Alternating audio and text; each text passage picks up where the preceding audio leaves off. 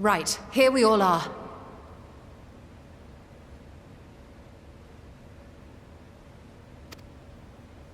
You discovered something new. I took a closer look at that device. I was able to determine how it keeps the Void Gate sealed, but not how it might instead be employed to expand the opening. For that, I would need to reference the technique developed by Vritra's alchemists, no records of which appear to have survived the intervening years.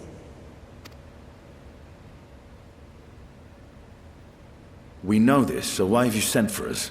Have you learned aught of value or not?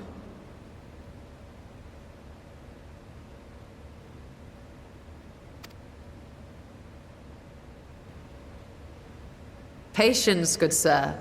One must introduce the subject before launching into specifics. From what we understand, travel between worlds is accomplished by passing through the nebulous rift which exists between them.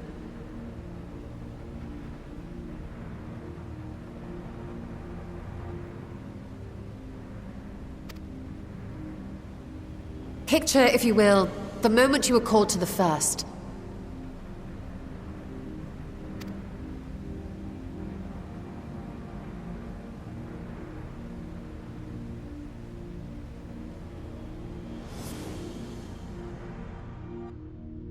You touched a focus of some kind to help the Exarch pinpoint your location. His summoning spell then channeled the energies of the Crystal Tower to begin your journey to his world.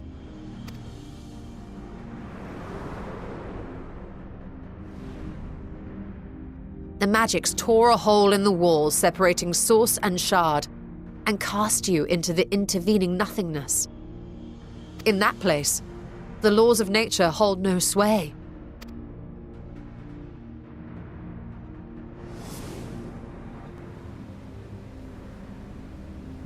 Yet even through this realm of temporal and spatial instability, you were borne safely to your destination in the first. The feat that guided you across such an unimaginable distance, both physical and metaphorical, was nothing short of a miracle.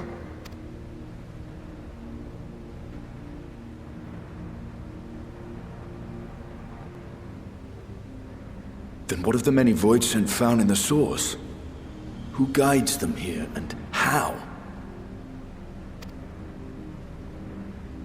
An excellent question. Though there are several methods by which the Void's denizens might intrude upon our world, the rituals of summoning are the most typical. For example, let us consider the Gargoyle, a creature of middling power.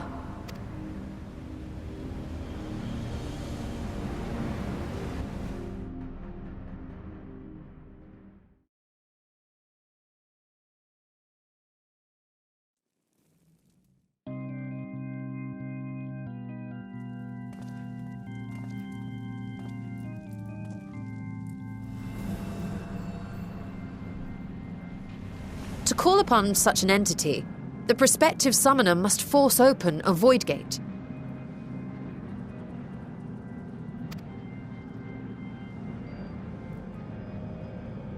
The portal lasts but a moment and is relatively small, allowing only an imp or other lesser being to squeeze through with their physical body intact.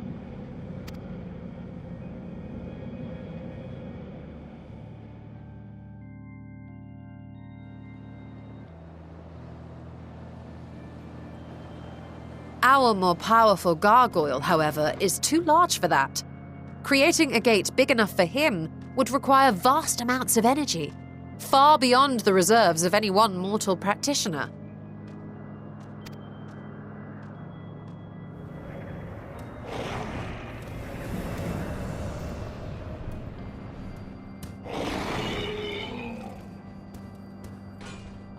Instead, 'tis far more common to bring over only the entity's soul. We had a taste of that ourselves when a certain exarch dragged us to the first.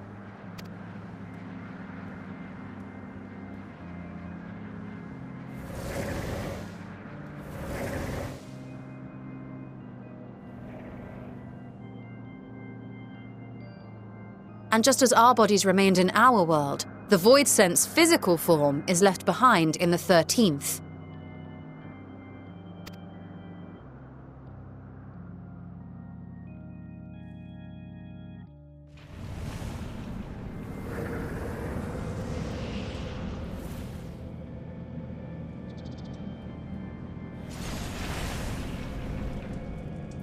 Once at its destination, the summoned soul is granted a temporary shell to inhabit.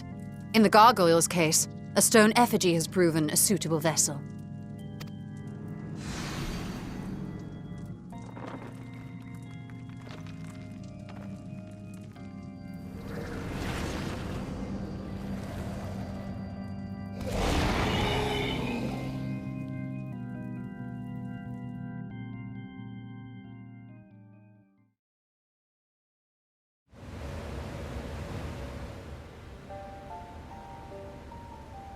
Wait.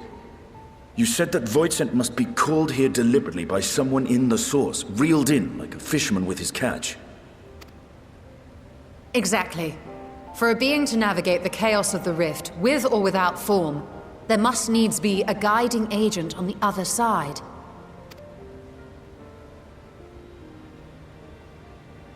When the hordes poured forth from Alag's Great Gate, it was the technologists who drew them through. Though to my knowledge, planar fissures are in essence natural passages between our world and the void, which require no such guidance to traverse.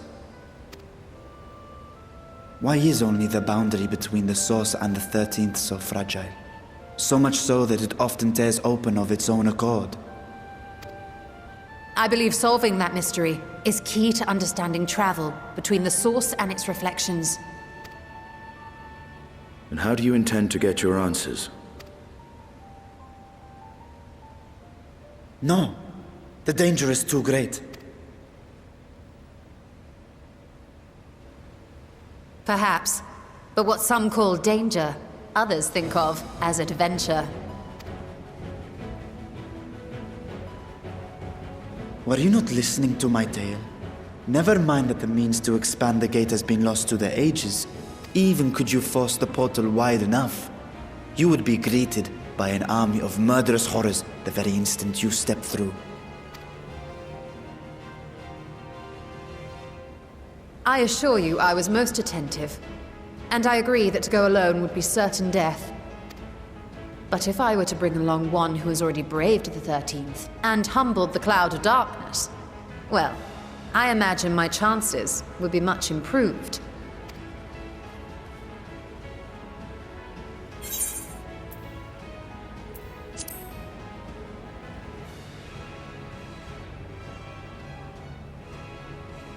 I had a feeling you might say that.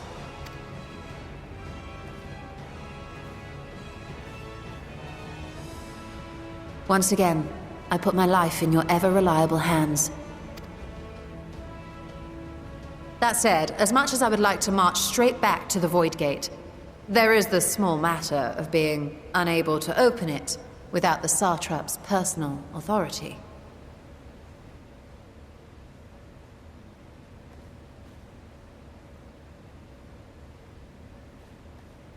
As I've said before, I will grant you and yours any boon you choose to name, provided it does not endanger my people. You have my word that we will take every precaution. Not a single Voidsent will be allowed to threaten Radzat-Han, assuming we manage to expand the portal in the first place. You have a plan. Actually, I had hoped you might help us with that. I presume the alchemists you retained supplied you with some explanation of their methodology. That they did. House Daimir was overseeing the project. Daimir. Ah, yes. The family associated with the great work.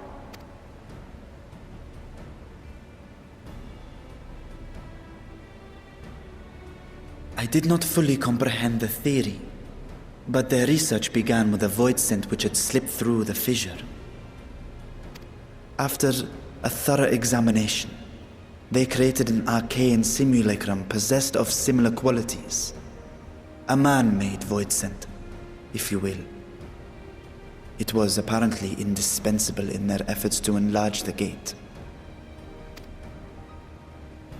A man-made voidsent?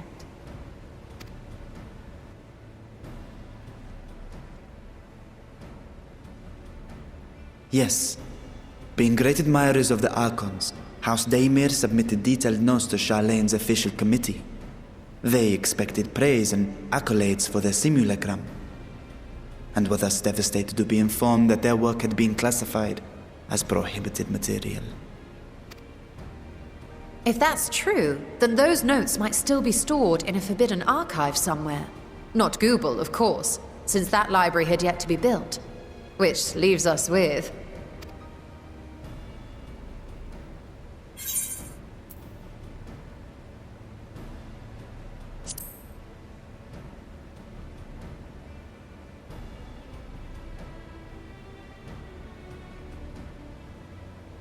Indeed. Numenon's restricted stacks may very well hold a copy. In which case, I say we head directly to Charlene.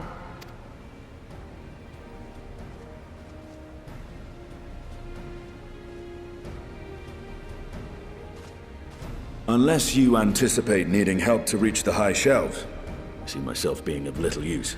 Go on ahead. I still need to find Mirad and tell him about the Khalzal Foundation.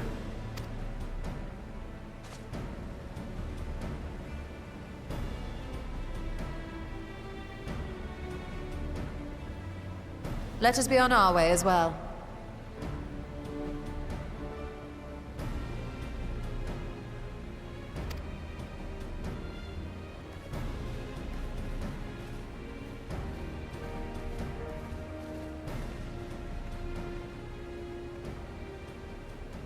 They are resolved to venture into the void.